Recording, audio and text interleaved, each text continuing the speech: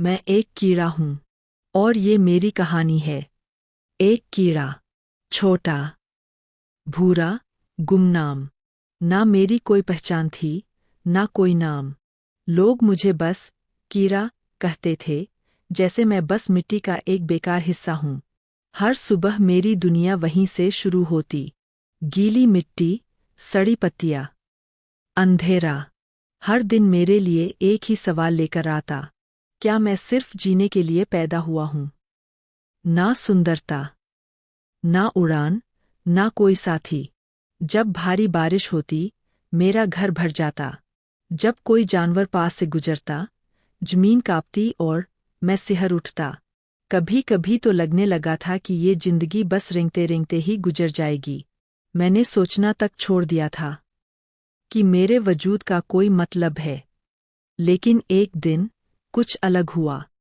भारी बारिश के बाद मैं अपने डूबे हुए बिल से किसी तरह बाहर आया, गीला, थका, कांपता।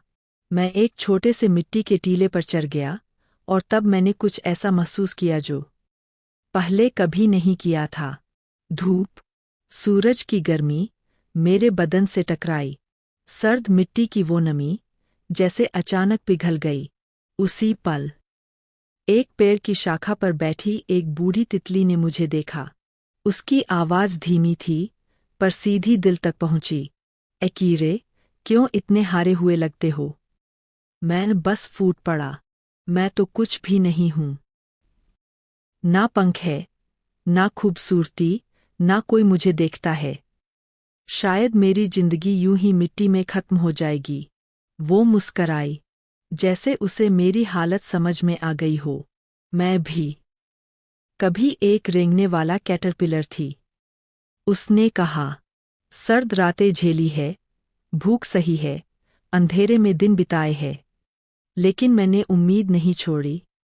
जब वक्त आया, मैंने खुद को समेटा और फिर पंखों के साथ निकली।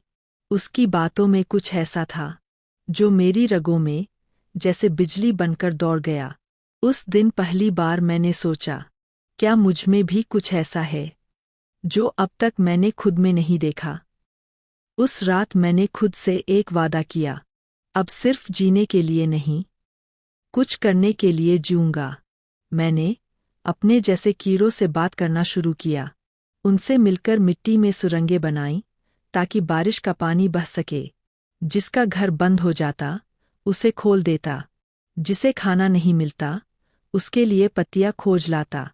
धीरे धीरे बाकी कीड़ों की नज़र मुझ पर पड़ी। वो मदद करता है, वो अलग है। अब मैं अकेला नहीं था। अब मैं सिर्फ एक रेंगता कीड़ा नहीं था। मैं किसी की जरूरत बन चुका था। लेकिन असली परीक्षा तो अभी बाकी थी। गर्मियों की शुरुआत हुई और जमीन सख्त हो गई। पेड़ की पत्तियां सूखने लगीं। लोग कहने लगे, इस पेड़ की जड़ें मर चुकी है, अब ये पेड़ नहीं बचेगा। मैं चुपचाप मिट्टी में गया और जड़ों को छूकर देखा। वो जिंदा थीं, लेकिन प्यास से सूख रही थीं। मिट्टी इतनी सख्त हो चुकी थी कि पानी नीचे जा ही नहीं पा रहा था। मैंने फैसला लिया, अगर मैं कुछ कर सकता हूं तो मुझे करना ही होगा। मैंने बिना रुके सुरंगें खोदीं, मिट्टी को ढीला किया, जड़ों तक रास्ता बनाया। दिन-रात बस एक ही मकसद था, इस पेड़ को फिर से जिंदा देखना। मैं थक जाता, गिर पड़ता, लेकिन उठता रहा। 3 दिन बाद पेड़ की शाखाओं पर हरी कोपलें फूटने लगीं।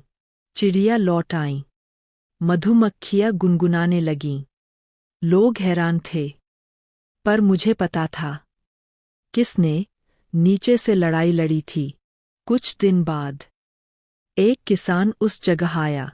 वो चौंक गया, इतनी गर्मी में भी यहाँ की मिट्टी उपजाऊ कैसे है? उसने वैज्ञानिकों को बुलाया, जांच हुई और उन्हें सच समझ में आया, ये वर्म्स है, यही मिट्टी को उपजाऊ बना रहे हैं। वो चिल्लाया, वर्म कंपोस्ट, यही है इस जमीन की असली ताकत। अब लोग कीड़ों को मारते नहीं थे, अब हमें मिट्टी के रक्षक कहा जाता था। उस साल गांव में एक उत्सव मनाया गया, धरती माता का दिन। बच्चों को सिखाया गया कि जिंदगी सिर्फ ऊपर नहीं होती, असल जड़ें तो नीचे है। और फिर मुझे पहली बार नाम मिला, जीवू, जीवन देने वाला। अब मैं मिट्टी में रहने वाला एक साधारण कीड़ा नहीं था। मैं बच्चों के लिए प्रेरणा था, किसानों के लिए आशीर्वाद था, धरती के लिए जरूरी हिस्सा। अब भी मैं रोज मिट्टी में रेंगता हूँ, नई सुरंगें बनाता हूँ, मदद करता हूँ। पर फर्क बस इतना है, अब मेरा सिर झुका हुआ नहीं है, ऊंचा है, क्योंकि मैंने खुद को स्वीकारा और अपनी सबसे बड़ी कमजोरी को ही अपनी सबसे बड़ी ताकत बना लिया। मेरी सीख तुम्हारे लिए यह है कि अगर तुम्हें कोई छोटा समझे तो उन्हें सोचने दो। तुम्हारी सोच बड़ी होनी चाहिए। मुसीबतें आएंगी, लेकिन कभी हार मानना मत। जो सिर्फ अपने लिए जीता है वो कुछ पल जीता है, पर जो दूसरों के लिए जीता है वो हमेशा याद रखा जाता है। अगर कभी लगे कि तुम्हारा कोई मतलब नहीं, तो जरा धरती की तरफ देखना। हर कण, हर जीव किसी मकसद से बना है। मुझे याद करना, मैं रेंगता हूँ। ना मेरी आंखें हैं, ना पंख, लेकिन मैं जमीन को जीने लायक बनाता हूँ, क्योंकि मैं हूँ जीवू, एक कीड़ा जो मिट्टी में उम्मीद बोता है।